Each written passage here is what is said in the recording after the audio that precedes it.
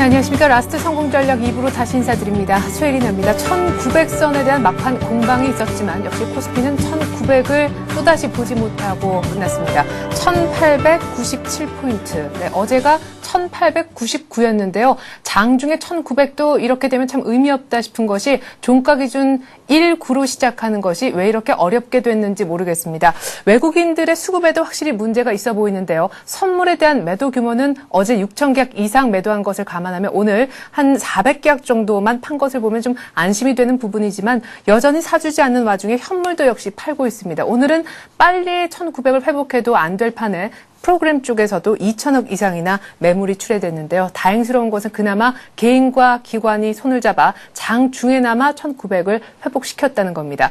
오늘 일본도 우리와 비슷하게 약보합으로 마감이 됐는데요. 문제 중국장은 올라올 생각이 없고 약간의 낙폭을 줄인 정도입니다. 오늘은 원달러 환율이 어제 한 9원 이상, 오늘도 10원 이상이나 급등해 1140원 선 위쪽에서 마감된 것 또한 큰 특징이라 하겠습니다. 자세한 환율 내용까지 시황센터로 가서 들어보기로 하죠. 네, 시황센터입니다. 11월 17일 수요일장 마감했는데요. 부담 요인이 많은 하루였습니다. 앞서 뉴욕 증시가 급락했고요. 중국의 긴축 우려와 아일랜드의 구제 금융 가능성까지 나오면서 오늘 국내 증시의 움직임은 무거웠습니다. 코스피 마감 지수부터 살펴봅니다. 오늘 코스피는 2포인트 내리면서 1897포인트에 마감했습니다. 오늘 출발은 개파락 출발하면서 1877포인트에 출발했는데요. 5일선과 21선의 데드크로스가 발생한 상황에서 장중에는 1875포인트까지 밀리기도 했습니다. 외국인 쪽에서 부담을 주는 모습이었는데요. 결국에는 1900선 탈환하지 못했습니다. 수급 내용 살펴보겠습니다. 외국인 쪽에서 오늘장 3천억 원 넘는 물량 매물이 출회됐습니다. 개인과 기관 쪽에서 힘을 써줬지만 힘은 부족한 상황이었는데요. 개인 쪽에서 1,500억 원 정도, 기관 쪽에서 2,300억 원 정도의 매수 우위가 나타났습니다. 네, 이어서 코스닥 살펴보겠습니다. 코스닥은 닷새 만에 반등에 성공했습니다. 오늘장 2.7포인트 오르면서 505포인트에 마감하는 모습이었는데요. 오늘 출발은 하락으로 출발했습니다. 497포인트 하락으로 출발한 이후에 오늘장 코스닥은 496포인트와 505포인트 사이에서 움직였는데요. 그 박스권의 상단까지 올라와서 마감하는 모습이었습니다. 수급 내용 좀 더 자세하게 체크해 보겠습니다. 개인과 기관 쪽에서 4억 원, 그 기관 쪽에서 48억 원 정도의 매도 우위가 나타났지만 외국인 쪽에서 매수하면서 모두 소화해내는 움직임이었습니다. 오늘장 외국인 쪽에서는 100억 원 정도의 매수 우위가 나타났습니다. 이어서 외환시장 살펴보겠습니다. 원달러 환율은 급등했습니다. 오늘 14원 40전 오르면서 1143원 90전에 마감했는데요. 중국의 진축 우려와 함께 아일랜드에서 구제금융 가능성까지 불거지면서 달러화가 상대적으로 강세를 보였기 때문입니다. 오늘 장중의 원달러 환율은 1134원과 1143원 사이에서 움직였는데요. 그 박스권의 상단 정도 1143원 90전에 마감하는 모습이었습니다. 이어서 유가증권 시장 시총 상위 종목들의 움직임도 살펴보겠습니다. 삼성전자가 오늘장 1.9% 하락하면서 80만 원대가 흔들렸습니다. 하지만 현대차는 반등에 성공하면서 2.7% 올랐는데요. 현대중공업과 LG화학 지난 옵션 만기일 충격 이후에 의미 있는 반등을 거뒀습니다. 현대중공업이 강보합, LG화학이 2% 올랐습니다.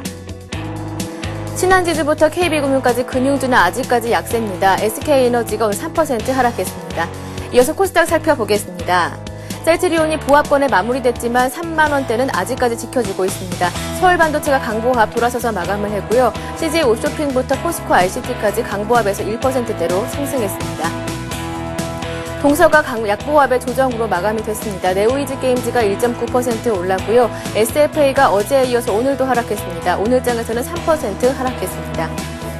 이어서 특징 테마주 살펴보도록 하겠습니다. 조선주들이 옵션 만기일 이후에 낙폭을 키워가다가 오늘장에서는 외국인들이 매수하면서 반등에 성공했습니다. 네, 현대중공업이 강보합에 마감했고요. STX가 3% 올랐습니다. 대우조선해양이 2.8% 올랐고요. 한진중공업이 4% 오르는 등 조선주가 전반적으로 강한 움직임을 보여줬습니다. 조선기자재주 마찬가지인데요. 조선기자재주에서도 STX 그룹주가 눈에 띄는 상황입니다. STX 엔진이 2%대로 올랐고요. STX 메탈이 3%로 올랐습니다. 나머지 종목들도 강보합에서 3%대로 오르면서 조선기자재주까지 상승 탄력을 이어받은 모습이었습니다. 네, 뿐만 아니라 석유화학주들도 반등에 성공했습니다. 중국 긴축 우려에 하락했었는데요. 오늘 장에서는 다시 한번 반등에 성공하는 모습이었습니다. LG화학이 2% 올랐습니다. 금호석유가 3%대로 올랐고요. 한화케미칼 마찬가지로 3%대로 오르면서 석유화학주 분위기가 괜찮았습니다. 네, 이어서 중국주 살펴보도록 하겠습니다. 중국 원양자원의 악재로 급락했었던 중국주들이 의미 있는 상승세를 거뒀습니다. 네, 중국 원양자원이 6%로 올랐고요. 쓰리노드 디지털이 5%, 웨이포트가 3%대로 오르면서 중국 원양자원부터 중국주들이 일제히 강한 움직임을 보여줬습니다. 또 한 가지 현대그룹주 한번 살펴보도록 하겠습니다. 현대건설의 인수 부담으로 하락했었는데요. 하지만 일단 그 하락세는 진정된 분위기입니다. 현대건설이 4.8%, 현대상선이 9%로 하락했지만 현대엘리베이터와 현대증권은 상승세로 돌아선 모습입니다. 네, 마지막으로 CJ그룹도 살펴보도록 하겠습니다. CJ그룹에서 콘텐츠 관련 계열사들을 통합한다는 소식에 관련주들이 움직였는데요. CJ와 온미디어가 두 자릿수 상승세, 온미디어가 9% 올랐습니다. 하지만 엠넷미디어와 CJ인터넷은 장중에 차익 실현 매물이 나오면서 2%, 1%대로 하락했습니다. 네, 이렇게 시장 분위기 한번 살펴봤습니다. 코스피가 다시 한번 1900선 탈환에 실패하면서 어느 때보다 옥석 가리기가 중요한 시점입니다. 지금까지 마감 시험이었습니다. 네, 시황센터 가봤습니다. 이제는 전문가께서 오늘장을 어떻게 보셨는지 재차 빠진 코스피에 대한 의견 들어보고 내일장 대비책을 좀 세워보도록 하겠습니다. HMC 투자증권의 김중원 책임연구원과 전화 연결되어 있습니다. 안녕하세요, 연구원님. 네, 안녕하세요. 네, 코스피 그래도 종가 기준 1,900원 봤었으면 했는데 오늘 또 탈환에는 실패를 했네요. 네, 그렇습니다. 네, 뭐 그렇지만은 좀 여기서 좀 주목해야 될 점은 기관의 수급이 다시 순유입을 기록했다는 겁니다. 그 말은 그 전주의 이벤트 옵션 만기 이벤트로 네, 기관의 매물이 계속 출현되었었는데요. 그런 부분이 오늘 정도쯤에서 마무리됐다는 점은 좀 긍정적으로 해석됩니다. 다만 외국인의 매도가 좀 많이 나와서 금일에는 예상보다는 1900선 회복에는 실패한 걸로 보이는데요. 뭐 상황을 정리해 보면 앞서 마감했던 미증시가 1% 이상 비교적 큰 폭으로 하락 마감함에 따라 국내 증시도 20포인트 이상 하락하면서 1880선에서 출발했지만 시간이 지남에 따라 이제 기관과 개인의 저가 매수가 유입되면서 낙폭을 축소했습니다. 그래서 앞서 말씀드린 것 같이 지난주 옵션 만기 이벤트 후 국내 기관의 매수세가 4거래일 만에 유입된 점을 좀 주목해야 되겠고요. 이런 부분은 옵션 만기 충격에 따른 국내 기관의 그 수급 악재 영향이 어느 정도 이제는 단락된 것으로 해석되는 부분은 긍정적입니다.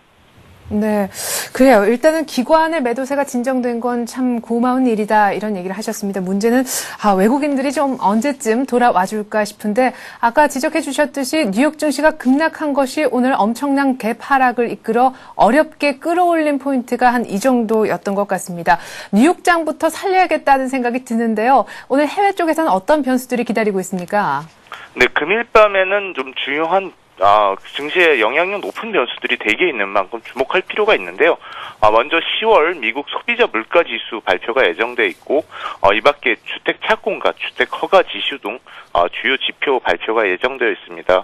그래서 10월 소비자 물가 지수는 전월 대비 0.3% 개선, 전년 동기 대비는 한 1.3% 개선될 걸로 전망되는데요.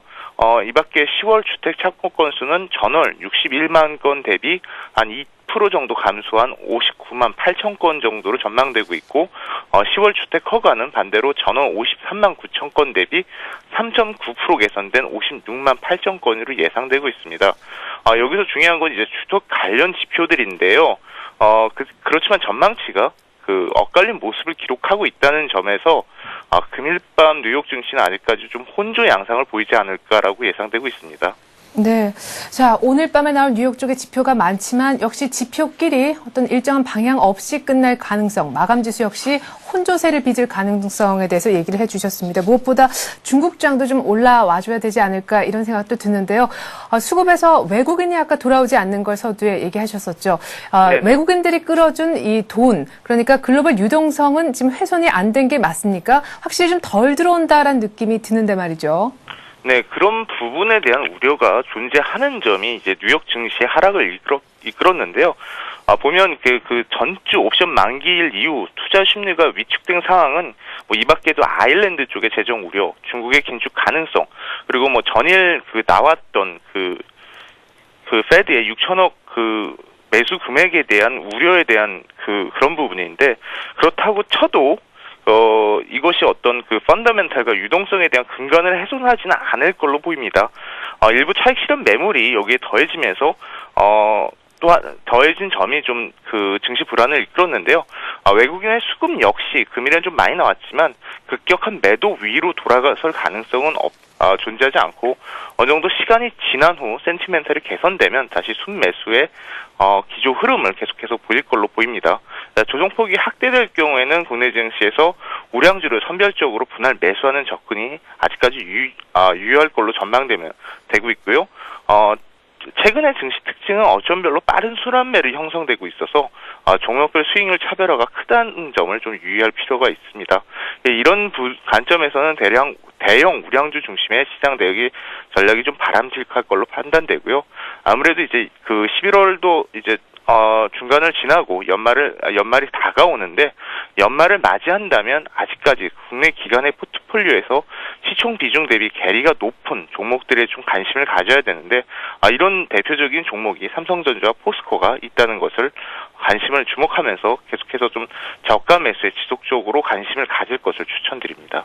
예, 종목명은 삼성전자하고 포스코 그리고 전반적인 얘기는 대형 우량주에 대한 선별적인 접근 얘기를 하셨는데 삼성전자, 포스코 비싸서 못 사요 하시는 분들이 분명 계실 것 같아요. 지난주 이 시간쯤 IT주들에 대해서는 계속해서 단기 트레이딩이 좀 가능하겠다 연말까지라고 얘기하셨는데 IT주에 대한 의견이 역시 동일하십니까? 네, 동일하게 연말까지는 계속 단기 트레이딩이 가능하고 또한 그 최근에 재고 순환 그 추이를 보면 IT 같은 경우에는 내년 상반기 중에는 다른 업종 대비 빠르게 개선될 개연성이 존재합니다. 그 밖에도 지금 제가 마무리에 말씀드렸듯이 그 기관들이 지금 삼성전자를 크게 안 가지고 있거든요. 이런 부분을 고려한다면 분명히 내년 초나 금년 연말에는 기관이 포트를 채워가는 관점에서라도 삼성전자에 대한 매수가 유입이 가능할 수 있습니다. 그리고 포스코 같은 경우에는 지수가 지금 1900선까지 오르는 가운데 연초 대비 안 오른 대형주가 없는데 포스코 같은 경우에 연초 대비 아직까지도 마이너스의 수익률을 기록하고 있습니다. 물론 이렇게 수익이 부진한 이유는 업황에 대한 전망이 그렇게 썩 좋지 않은 부분도 있지만 그 대형주이고 그리고 계속해서 밸류에이션 매력과 그 지수 대비해서도 그 괴리가 크다는 점을 고려할 때는 좀 더 안정적으로 수익을 끌고 가기에는 이제는 포스코를 좀 매수해도 좋은 시점이 아닌가라고 해서 추천드립니다. 네. 자, 기관이 많이 비워뒀기 때문에 아마 더 사줄 가능성 삼성전자 얘기하셨고 포스코도 시총 상위 종목들 다 올라올 때 홀로 소외됐었다는 점을 부각을 시켜주셨네요. 그러면 기관이 지금 채울 가능성 있는 삼성전자가 유망하다라고 하셨으면 비울 가능성이 있는 좀 재차 크게 빠질 가능성이 있는 쪽은 어디입니까? 네, 그 부분에 대해서 좀 말씀을 이렇게 쉽게 꺼내기는 쉽지 않은 부분인데요. 네. 아직까지는 아무래도 지금 그 주도 업종이라는 것이 자동차와 화학인데, 네네. 길게 봐서 자동차도 금일에도 얘기들이 나왔지만 내년까지도 성장률이 좋을 가능성이 높고, 네. 또한 화학 업종 같은 경우에 중국이 플라스틱 관련 화학 제품의 수요가 계속해서 올라가고 내수도 계속해서 부양이 될 가능성이 높기 때문에 주도주에 대한 그 신뢰가 아직까지 훼손되고 있는 부분은 아닙니다. 그래서 그런 부분에 대해서 좀 접근하기는 쉽지 않을 것 같고요. 물론 절대주가 측면으로서는 어느 정도 가격 부담이 존재하는 건 사실일 수 있습니다. 하지만 그 이익 모멘텀이 아직까지는 자동차나 화학 같은 경우에 강하게 존재하고 있는 만큼 이제 향후에 어떤 추가적인 그 수익률 차원에서는 어떤 매도에 나설 수 있지만 그렇다고 적극적으로 기관이 팔거나 그럴 가능성은 높지 않을 거라고 판단됩니다. 그에 반해서 반대로 금년 중에 좀 소외를 받고 기관 포트에서 아직까지 비중이 시총 대비 괴리가 높은 말씀드렸던 삼성전자, 포스코 같은 경우엔 연말이나 연초 특히 좀 주목해 보는 것이 좋을 것 같고 그러한 현상들이 금년 초에도 나타났다는 점을 고려할 때 이런 부분들이 좀 반복해서 나타나는 부분이라는 것을 염두에 두시고 접근하시는 것이 괜찮을 것 같습니다. 예. 자, 어쨌거나 마지막까지 제 귓속에 남는 것은 삼성전자와 포스코였네요. 예, 의견 자세하게 잘 들었습니다. HMC 투자증권의 김중원 책임연구원이었습니다. 고맙습니다. 감사합니다.